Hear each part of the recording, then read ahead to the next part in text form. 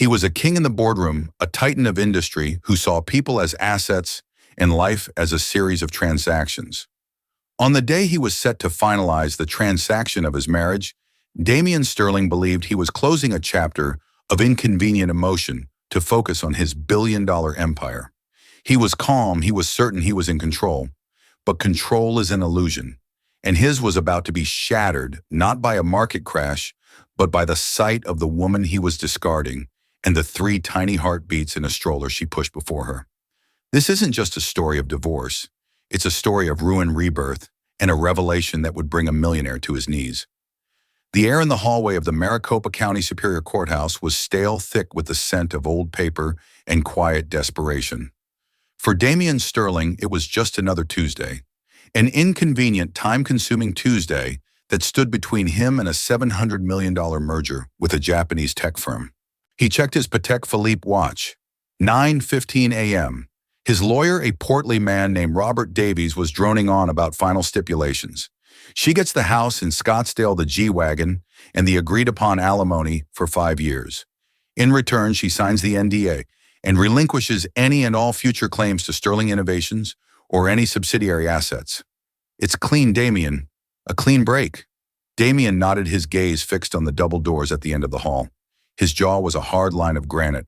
Is she here yet, Robert? I have a call with Tokyo at 11. She should be, her lawyer, Ms. Albright, confirmed.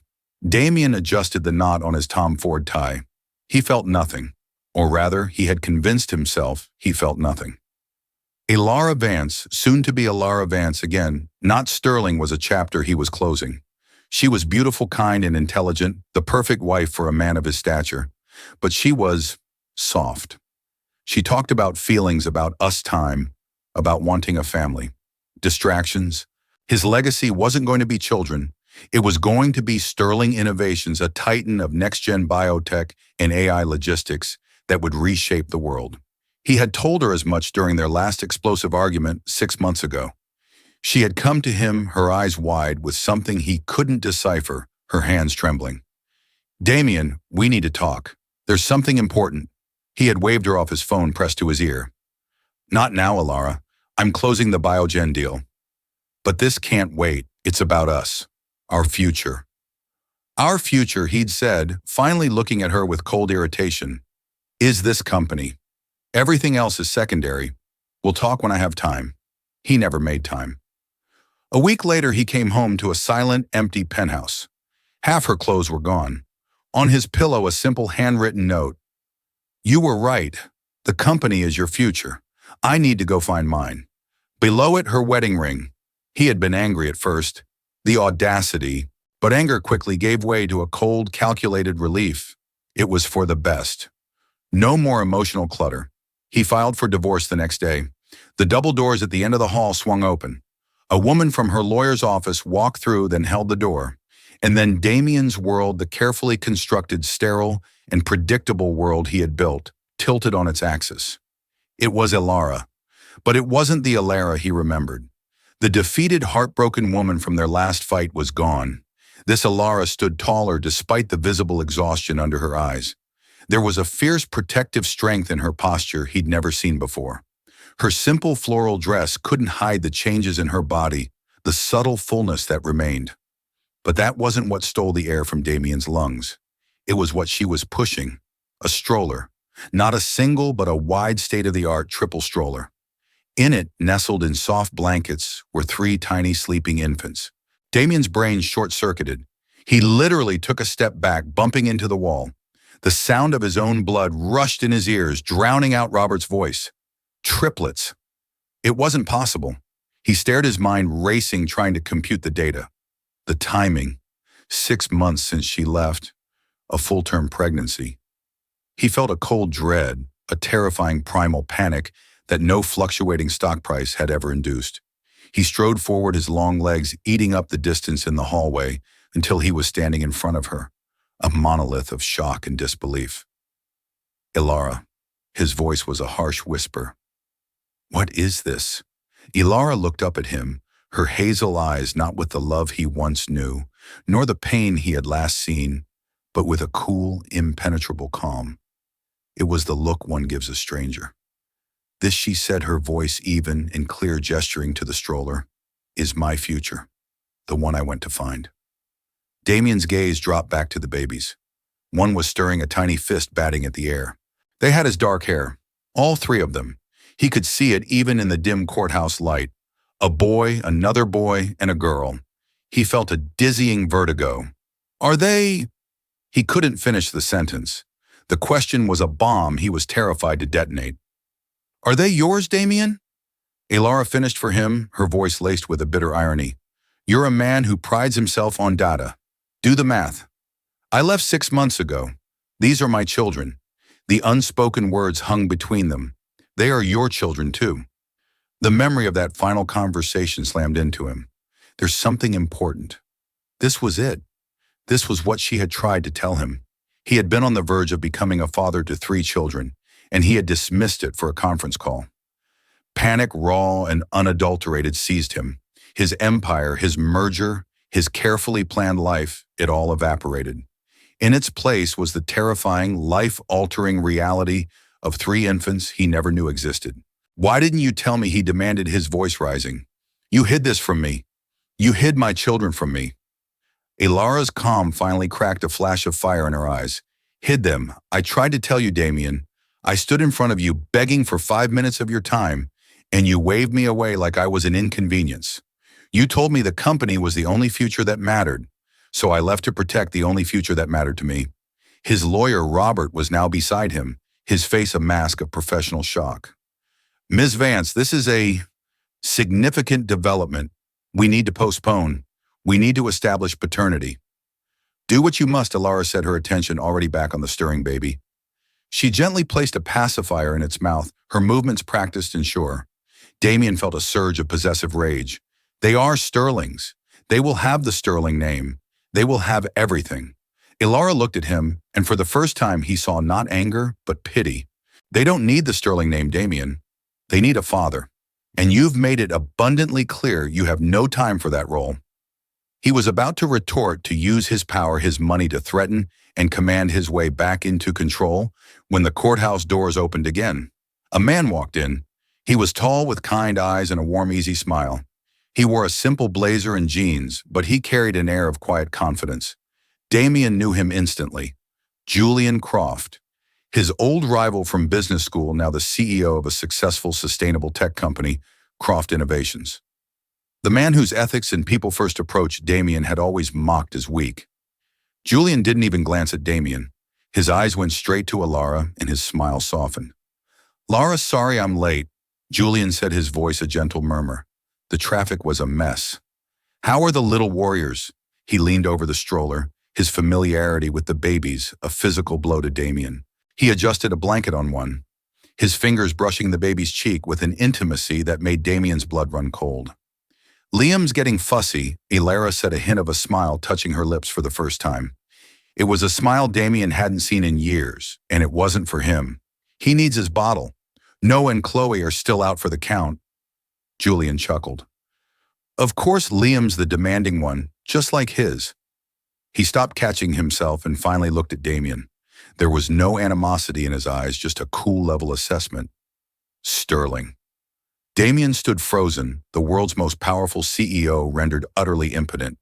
His rival, the man he'd considered a lesser player in the great game of business, was here. Not as a lawyer, not as a stranger, but as someone who knew his children's names.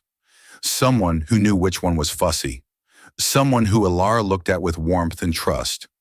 Panic morphed into a new terrifying emotion, dread mixed with a venomous, all-consuming jealousy. He wasn't just losing his wife. He had already lost her.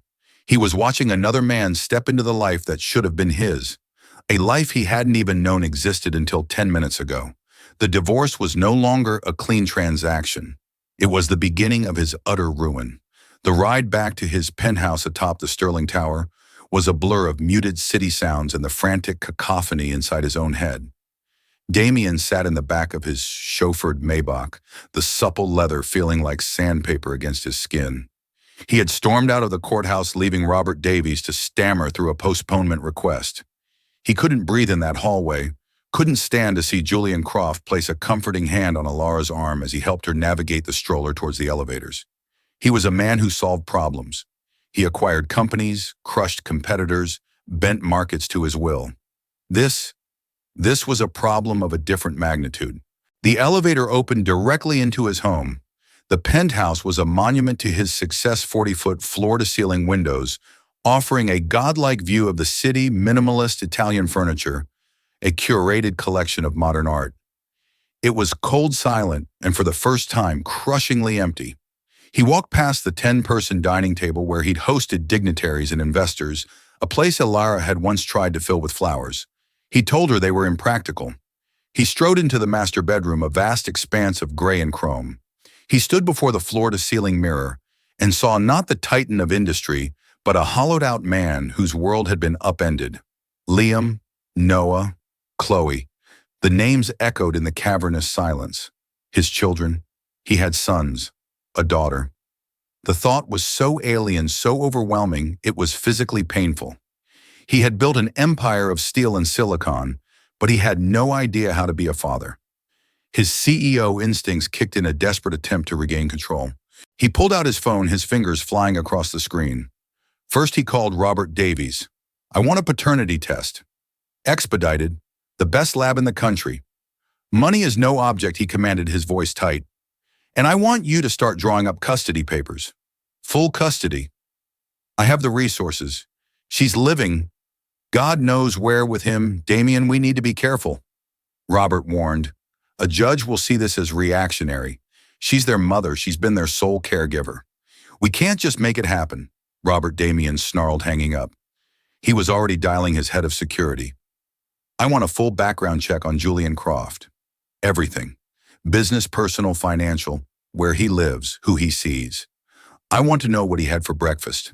And I want to know where Elara is living. Now." He paced the length of the penthouse, the city lights twinkling below him like a galaxy he owned but could no longer appreciate. He was trying to treat this like a hostile takeover. Gather intel, identify weaknesses, leverage resources, and win. But the image of Julian Croft's gentle hand on the stroller kept flashing in his mind. The easy way he said their names.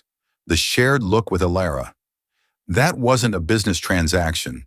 That was life. A life that was happening without him, a life that was centered around three tiny beings who were half him. He ended up in what was once Elara's art studio. He'd begrudgingly given her a spare room with good light. He'd considered it a frivolous hobby. Now he opened the door for the first time in months. Her easel was still there, but it was covered with a white sheet. On a side table, however, were a few charcoal sketches she'd left behind. They weren't landscapes or abstracts. They were sketches of baby clothes, a tiny pair of booties, a small, soft-looking onesie, and on one page, 3 interconnected circles with the names Liam, Noah, and Chloe written in her elegant script. He sank into a chair, the sketch trembling in his hand. The proof was right here. She had been dreaming of them, planning for them, while he was dreaming of stock prices and market caps. His phone buzzed. It was his assistant, Evelyn Reed, a woman in her 50s, sharp as a tack, who had been with him for 10 years, and was the only person who dared to speak to him with unvarnished truth. "The board is asking for an update on the Tokyo merger," she said, her voice crisp. "Your 11 a.m. call is in 30 minutes. Damien stared at the sketch. The merger felt like a distant, insignificant game. "Cancel it," he said, his voice hoarse. There was a pause on the other end. "Cancel it, Damien. This is the final negotiation. They won't reschedule. Then the deal is dead, Evelyn. I don't care." The silence that followed was profound. Evelyn, who had seen him work through pneumonia and pull all-nighters for deals a fraction of this size, knew something was fundamentally broken. "Damien," she said, her tone softening from assistant to something more human. "What happened at the courthouse?" He couldn't say it. He couldn't admit the totality of his failure. It was complicated. "I see," she said, though her tone implied she saw much more. "There's something else. A series of rejected payments from your personal account over the last few months. Large ones. To a high-risk obstetrics clinic, a neonatal specialist, and several baby supply stores. They were all flagged by the bank. I was going to ask you about them." Damien's blood ran cold. "What are you talking about?" Elara must have still been on the joint account when she made the initial appointments. "The payments were declined because they were unusual. I have the list right here. Dr. Isabel Rivas St. Jude's neonatal care. He had been so disconnected, so immersed in his own world that he hadn't even noticed. The evidence of his impending fatherhood had been sitting in his bank's fraud detection folder, and he'd been too busy, too important to look. He had not only ignored his wife, he had financially, albeit unintentionally, abandoned her during the most critical time. The thought of Ilara pregnant with triplets having her car decline while trying to pay for their care. It was a new level of shame. He ended the call, the phone slipping from his grasp. He looked out the window again. The city was still there. His name was still on the tower, but he had never felt so poor, so utterly bankrupt. He had all the money in the world, but he had missed everything that mattered. And worse, someone else had been there to pick up the pieces. Someone he despised. The panic was fading, replaced by a deep, terrifying ache. It was the feeling of having lost a war he never even knew he was fighting. While Damian Sterling was spiraling in his gilded cage, Ilara Vance was in her own version of a penthouse, a modest third-floor walk-up apartment in a quiet, tree-lined neighborhood in a less fashionable part of town. The penthouse was the top floor, and its wealth wasn't in the view, but in the life it contained. The small living room was a chaotic symphony of parenthood. A playmat covered most of the floor, dotted with soft toys. A bottle warmer hummed on the kitchen counter next to a towering stack of sterilized bottles. The air smelled of baby powder and milk. This was Ilara's empire, and she was its exhausted but devoted queen. Her sister Clara was there, expertly burping Noah, while Chloe slept soundly in her bouncer. "I still can't believe he just showed up," Clara said, her voice sharp with disdain for Damian. The nerve of that man. After everything. "What did you do?" "What could I do?" Ilara murmured, gently rocking Liam in her arms. The courthouse had drained her. Seeing Damian had been like touching a live wire. All the old pain, the love, the disappointment had surged through her in one agonizing jolt. Ms. Albright handled the postponement. "Julian got me out of there before I fell apart." "Thank God for Julian," Clara said, placing the now settled Noah into his bassinet. "Seriously, Ilara, the man is a saint. Who else helps a nearly stranger pregnant with triplets find an apartment, co-signs the lease because the landlord is a jerk, and then spends his weekends helping assemble cribs?" Ilara looked around the small apartment. Julian's kindness was everywhere.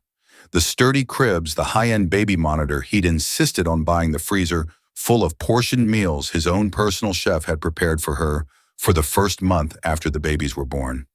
She had met him by chance. It was 2 months after she left Damian. She was hugely pregnant, exhausted and lonely, sitting in a small cafe, trying to figure out how to navigate the welfare system on a laptop. She'd been a CEO's wife. She had no credit history of her own, no recent work experience. Her attempt to use the joint account for the first specialist visit had been declined, a humiliation that had left her in tears. She was trying to sell some of her jewelry, the last vestiges of her old life, to pay for the mounting medical bills. A man at the next table had noticed her distress. "Excuse me," he'd said gently.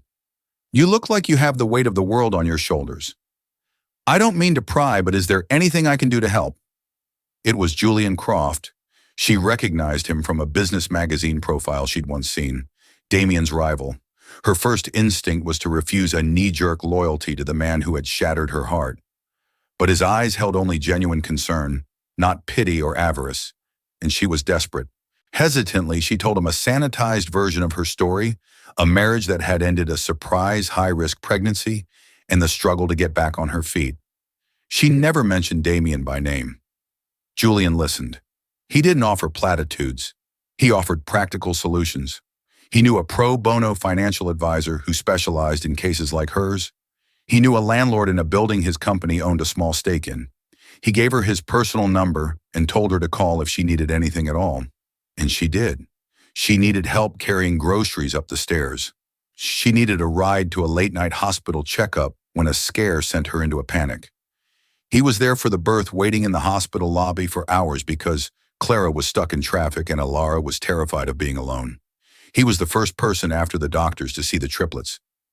He had looked at them with a sense of wonder and awe that she had once dreamed of seeing in Damian's eyes. He never crossed a line. He was a friend, a steady, supportive presence.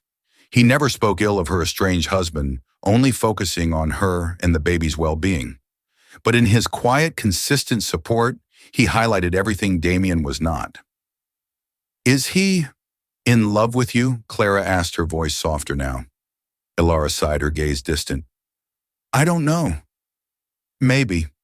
Sometimes I think I see it in his eyes. But he knows how broken I am.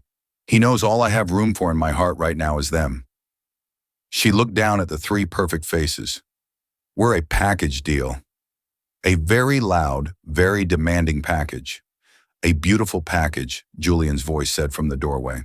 He let himself in with a key she had insisted he take for emergencies, his arms full of grocery bags. He smiled his presence instantly, lightening the mood in the room. "And I brought reinforcements." He began unpacking organic baby formula diapers and a bottle of expensive wine for Clara and a non-alcoholic one for Ilara. It was this thoughtfulness, this attention to the small details that constantly floored her. As he moved around her small kitchen with an easy familiarity, Ilara felt a pang of something complex. It was gratitude deeply and profoundly, but it was tangled with guilt. She was using this good man leaning on him, and what could she offer in return? Her life was a chaotic mess of feeding schedules and diaper changes. "Julian, you have to stop this," she said quietly once Clara had left. "It's too much." He stopped and turned to her, his expression serious. "Stop what helping a friend Ilara when I met you. You were trying to sell a beautiful diamond bracelet to pay for a doctor's visit. I'm not a monster." And frankly, he said, a wry smile playing on his lips, "Spending time with you and the little warriors is the best part of my week. My board meetings are far less cute." He then looked at her, his smile fading. "He's going to fight you, isn't he, Sterling?" Ilara nodded, a fresh wave of weariness washing over her. "His lawyer called mine. They want a paternity test. They're talking about custody." Julian's jaw tightened, the first flicker of genuine anger she'd ever seen from him. Custody? The man who didn't even know they existed? The man who, forgive me for saying this, let you go through a high-risk pregnancy with triplets completely alone. He has no concept of what that entails. He has money, Julian. And power. He can hire the best lawyers. He can paint me as an unfit mother living in a tiny apartment. Julian stepped closer, his voice low and firm. "No, he can't. Because you're the best mother I've ever seen. And this apartment isn't a sign of poverty. It's a fortress of love you built for them. If he wants a fight, he'll get one. And you won't be alone in it." In that moment, looking at his determined face, Ilara felt a surge of security she hadn't felt in years. It wasn't the security of money or status that Damien had offered. It was the security of knowing someone truly had her back. It was terrifying because it made her feel something. A spark of hope, a flicker of affection that she had thought was dead forever. And it was terrifying because she knew deep down that a part of her heart still foolishly, stubbornly belonged to the man who had broken it, the father of her children. The results of the expedited DNA test came back in a sealed envelope delivered by a special courier. Damien tore it open with trembling hands. He didn't need to read the jargon. The conclusion at the bottom was stark and absolute. Probability of paternity, 99.99%. For Liam Sterling, Noah Sterling, and Chloe Sterling. Seeing their names legally bound to his on an official document made it irrevocably real. The abstract shock hardened into concrete fact. He was a father.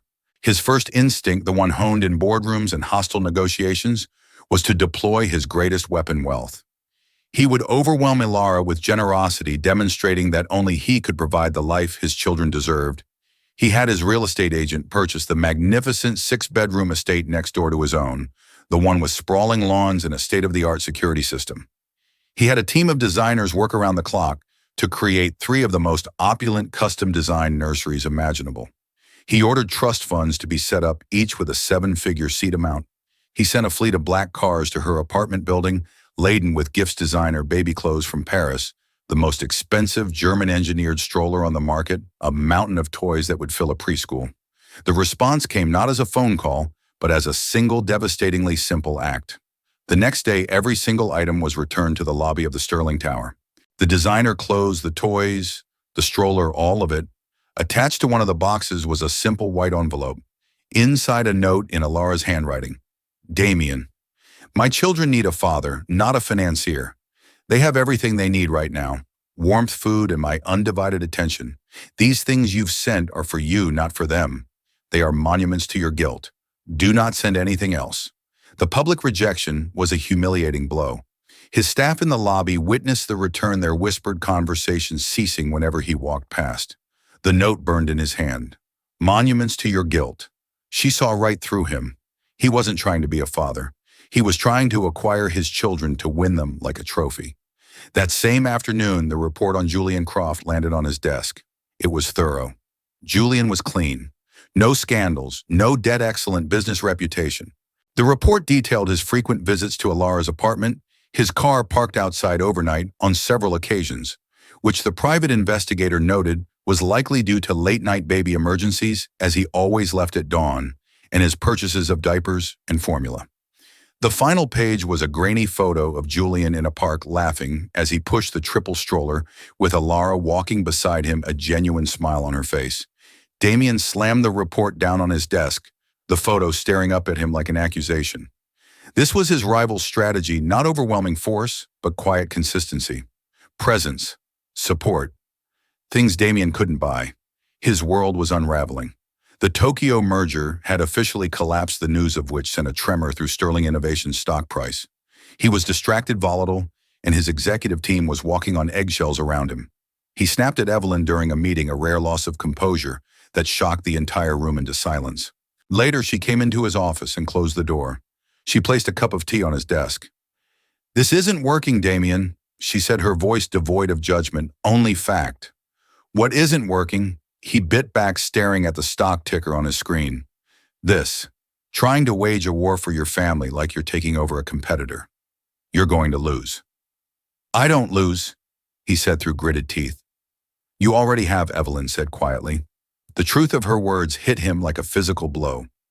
"You lost Alara months ago, and you can't buy back your children. You think money is your greatest asset? For this battle, it's your greatest liability. It's a shield you're using to hide from the fact that you are terrified, and you have no idea what to do." He finally looked away from the screen, his bravado crumbling. He looked at this woman who had organized his life for a decade, who had seen him at his best and his worst. "She won't see me," he whispered, the admission costing him everything. "She won't take my calls. She looks at me like I'm a monster." "Did you ever think," Evelyn said gently, "to just say sorry, not 'I'm sorry, here's a mansion'? Just, 'I'm sorry, I messed up. I was a fool.' No clauses, no conditions, just the truth." The concept was as foreign to him as changing a diaper. In his world, apologies were admissions of weakness. You never gave ground. But Evelyn was right. His strategy, the only one he knew, was a catastrophic failure. He was at rock bottom, sitting in a penthouse worth tens of millions, feeling utterly worthless. He looked at the picture of Alara, Julian, and his children in the park. The easy domestic bliss of it was a knife in his gut. Julian wasn't just his rival in business anymore. He was his rival in life, and he was winning. The epiphany struck him then, a painful, blinding flash of clarity. He couldn't win this by being Damien Sterling CEO. That man had already lost. To have any chance at all, he had to become someone else entirely. He had to become a father. And that wasn't a title you could purchase. It was one you had to earn. He picked up a pen and a simple sheet of paper from his desk, pushing aside the multi-million-dollar contracts. He thought for a long time. Then he began to write. It wasn't a legal document or a business proposal. It was a letter, and it started with the two hardest words he had ever written: "I'm sorry." The letter arrived by a simple postal service, a stark contrast to the fleet of couriers Damien usually employed. Alara stared at the envelope, her name and address written in Damien's sharp, decisive handwriting. She almost threw it away, but a flicker of morbid curiosity made her open it. The letter was short, stripped of his usual corporate jargon and arrogance. "Alara, I am sorry. Those are the only words that matter, and I have no right to ask you to believe them. I was a fool. I was arrogant, and I was blind. I threw away the most important thing in my life because I couldn't see past my own ambition. I am not writing to make excuses. There are none. I am not writing to ask for your forgiveness, as I haven't earned it. I am writing to ask for something else, a chance. Not for me and you, but for them. May I please see my children, not to claim them, not to shower them with things, but just to see them, to learn their faces. I will meet you anywhere, anytime, under any conditions you set. Whatever you decide, I will respect it. Damien. She read it 3 times. It was the most honest thing he had ever written to her. The raw vulnerability in it unsettled her. She showed it to Julian that evening. He read it, his expression unreadable. What do you think? She asked, her voice trembling slightly. Julian was silent for a long moment, staring at the letter. I think, he said slowly, that he sounds like a man who has finally hit the bottom.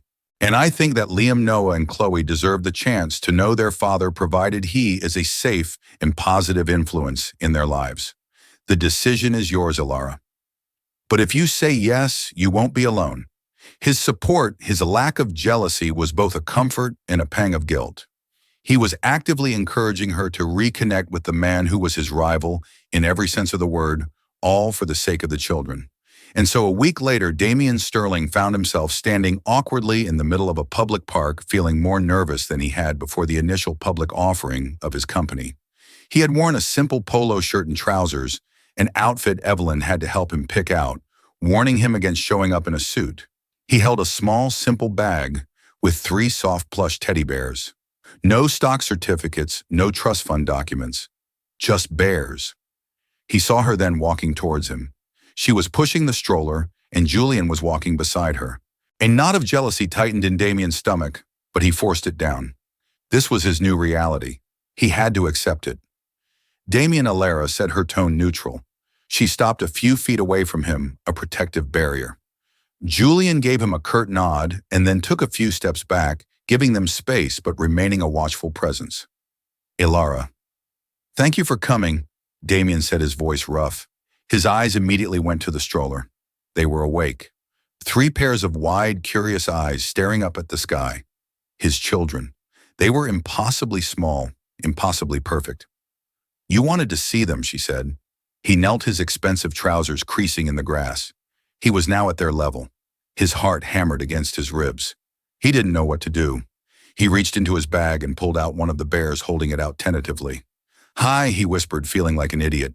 I'm Damien. Liam, whom Ilara pointed out, just stared. Chloe gurgled. But Noah, the fussy one, took one look at this strange, large man, and his face crumpled. A piercing wail filled the quiet park air. Damien recoiled as if he'd been burned. Panic set in. He had made his own son cry within 10 seconds of meeting him. Ilara swooped in instantly, picking Noah up, rocking him, murmuring soothing words until his cries subsided. She handled him with an ease and grace that highlighted his own staggering incompetence. The rest of the hour was a painful exercise in inadequacy. He learned their full names: Liam James, Noah, David, Chloe Grace. He watched as Ilara fed Chloe a bottle, as Julian expertly changed Liam's diaper on a portable mat when Ilara had her hands full with the other 2. Damien just stood there, a useless, hulking figure. He felt like an outsider looking through a window at a family that had already been formed without him. But he didn't run. He stayed. He asked questions. What time do they wake up? What's that rash on Chloe's neck? Does Noah always cry this much? They were clumsy, basic questions, but they were genuine.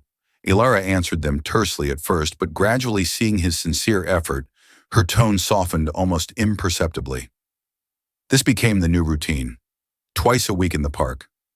Damien read parenting books at night, devouring them like business reports. He learned about colic, sleep regression, and teething. The next time he came, he brought a teething toy, which Chloe happily gummed. It was a small victory, but it felt bigger than closing a multi-million-dollar deal. He learned to tell them apart, not just by their bracelets, but by their personalities. Liam was the calm observer. Chloe was endlessly curious, her eyes following everything. Noah was sensitive and attached to his mother. He never overstepped. He never brought up their past, never mentioned custody, never offered money. He just showed up, on time, every time. One day it started to rain unexpectedly. They huddled under a large oak tree. Julian, who had been about to leave for a meeting, immediately took off his blazer and held it over the stroller to shield the babies. Damien, without thinking, took off his own expensive jacket and draped it over Ilara's shoulders. She flinched at his touch, but she didn't shrug it off. They stood there for a moment, the five of them, a strange, broken and patched-together family waiting for the storm to pass. The turning point in his rivalry with Julian came a few weeks later. Damien arrived at the park to find only Julian there, sitting on a bench, the empty stroller beside him. "They're running late," Julian said. "Ilara had a tough night with them. All three are teething." Damien sat on the other end of the bench. The silence was thick with unspoken history. "Croft," Damien began, "I know what this looks like. I appreciate what you've done for them." The words felt like swallowing glass. Julian turned to him, his expression serious. "I didn't do it for you, Sterling. I did it for her and for them, because it was the right thing to do. And because," he paused, his gaze direct, "I came to care for her very much." It was an admission of love, and it was a warning. "I have an opportunity," Julian continued, surprising Damien. "My company is launching a major initiative in Southeast Asia, a sustainable energy project. It's a 2-year post based in Singapore. I was offered it months ago. I turned it down." "Why are you telling me this?" Damien asked. "Because I'm considering taking it now," Julian said. "I see you. You're trying. You're clumsy and you have a long way to go, but you're not the man you were 6 months ago." "Ilara, she's confused. She's grateful to me, but her heart is still tied up with you. You're the father of her children. It's a bond I can't compete with." He stood up, his gaze unwavering. "I'm not going to be the guy who waits around hoping a family falls apart. That's not who I am. Those kids need their father. Don't you dare prove me wrong for stepping aside. Don't you dare break her heart again." Julian Croft, his greatest rival, was not just conceding the field. He was challenging Damien to be a better man. He was gracefully exiting, leaving a vacuum that only Damien could fill. The weight of that responsibility, of that unexpected trust, was heavier than his entire empire. Julian's departure for Singapore left a noticeable void. The park meetings felt different, emptier. The buffer was gone. It was just Damien and Ilara, two people orbiting the bright, demanding suns of their 3 children. The tension between them was palpable, a fragile truce held together by diapers and feeding schedules. Damien continued to be patient, to learn to simply be present. He was playing the long game, not for a company, but for a life. The real test came on a Tuesday night close to midnight. Damien was in his office, the last one in the tower as usual. But instead of analyzing market trends, he was staring at a photo on his phone, a picture Ilara had hesitantly sent him that afternoon of Chloe taking her first wobbly steps. A small smile touched his lips. His private line, the one only a handful of people had rang, shrilly shattering the silence. The caller ID flashed a name he never expected to see at this hour, Ilara. His heart leaped into his throat. He answered instantly. "Ilara, what's wrong, Damien?" Her voice was tight with panic, a sound that sliced through him. "It's Liam. He's burning up. The digital thermometer says 104. He's so limp and he's having trouble breathing. I don't know what to do. The pediatrician's line is busy. Where are you?" Damien demanded, already shrugging on his jacket and grabbing his keys. "I'm at home. I was about to call an ambulance. Don't. I'll be there in 10 minutes. I'm faster," he said, his voice taking on a command tone he hadn't used with her in months. But this time it was born of focus, not arrogance. "Get him ready. Get the other 2 ready. We're going to the emergency room at Phoenix Children's Hospital. It's the best. Go." He didn't wait for a reply. He sprinted through the empty office, his mind a steel trap of efficiency. He called the hospital's chief administrator, a man he knew from a charity board, on his way to the elevator. "Dr. Matthews, it's Damien Sterling. I'm on my way to your ER with my infant son. High fever, respiratory distress. His name is Liam Sterling. I need your best pediatric team on standby." There was no hesitation, no question of pulling strings. This was a father's prerogative. He broke every speed limit, his Maybach eating up the miles of deserted streets. When he screeched to a halt in front of her apartment building, she was already there, a frantic silhouette under a streetlight, juggling a diaper bag and holding a worryingly still Liam, while Noah and Chloe were strapped in their car seats inside the stroller. Damien was out of the car in a flash. He didn't see a woman who had left him. He saw the terrified mother of his child. He gently took Liam from her. The heat radiating from the tiny body was terrifying. "Get in the back with them," he commanded gently. He expertly collapsed the stroller and put it in the trunk, a skill he'd practiced in his garage before getting them all safely into the car and racing towards the hospital. The hours that followed were a blur of sterile white walls, the beeping of machines, and hushed conversations with doctors. Liam had a severe case of RSV, a respiratory virus that can be dangerous for infants. They admitted him immediately. Damien took over. While Elara stayed glued to Liam's side, he handled everything else. He arranged for a private room. He had food and coffee brought for Elara. He calmly rocked a crying Noah in one arm while using his phone with the other hand to cancel his entire schedule for the week, pushing back a meeting with his board of directors with a simple, non-negotiable text: family emergency. I am unavailable until further notice. Sometime around 4 a.m., with Liam's fever finally starting to break, thanks to the medication, Damien found Elara slumped in a chair, her face pale with exhaustion, staring at their son in the hospital crib. Noah and Chloe were asleep in portable bassinets the nurses had provided. He knelt in front of her, taking her cold hands in his. "He's going to be okay, Elara. They said he's responding well." She looked at him, her eyes shimmering with unshed tears. All the walls she had so carefully constructed between them had been demolished by the night's terror. "I was so scared," she whispered, "and the first person I thought to call was you." "I'm glad you did," he said, his voice thick with emotion. "I'm his father. This is where I am supposed to be." They sat in silence for a long time, their hands clasped together, watching their children breathe. The beeping of the heart monitor was the only sound. In the harsh fluorescent light of that hospital room, stripped of wealth status and rivalry, they were just two parents bound by a shared love and a shared fear. "You've changed," she said quietly, her gaze searching his face. "I had to," he answered, his thumb stroking the back of her hand. "I was living in a black and white world, obsessed with building a legacy out of concrete and code. I didn't realize the real legacy was the one I almost threw away. You, Liam, Noah, Chloe, you're the color. You're everything." A single tear rolled down her cheek. It wasn't a tear of sadness or anger, but of a slow, cautious thaw. A few days later, when Liam was discharged, Damien drove them all home. Not to her small apartment, but to the large, empty house he had bought months ago. He had fired the designers and had instead, with Evelyn's help, furnished it to be a comfortable, safe, and practical family home, not a showroom. He helped her carry the sleeping children inside. In the foyer, on a small table, was a framed photo. It was the grainy picture his PI had taken, the one of her, Julian, and the babies in the park. She looked at it, confused. "I kept it to remind myself," he said softly, "of what a family looks like, and what I had to become to deserve one." He then reached into his jacket and pulled out a worn, slightly crumpled document. It was the divorce agreement they were meant to sign months ago.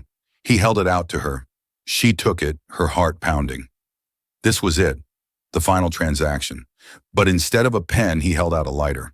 "I don't want to close a chapter, Elara," he said, his eyes pleading. "I want to start a new book. With you. With them, if you'll let me." Looking from the cold legal document to the warm sleeping face of her son in his arms, Elara knew the answer. She took the lighter. Together they walked to the fireplace and watched the papers that were meant to tear them apart curl into ash, their old life turning into dust to make way for the new. In the end, Damien Sterling's greatest merger had nothing to do with business.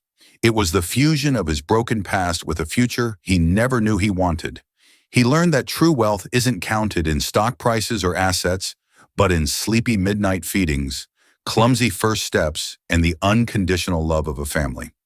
His journey from a cold-hearted CEO to a devoted father wasn't about a grand gesture, but about the 1,000 small, consistent acts of showing up. It's a powerful reminder that it's never too late to change, to tear up the old script and write a new story. What would you have done in Elara's shoes? Could you forgive a man like Damien? Let us know your thoughts in the comments below. If this story of redemption and second chances moved you, please give this video a thumbs up, share it with someone who loves a dramatic tale, and don't forget to subscribe to our channel for more stories that explore the depths of the human heart.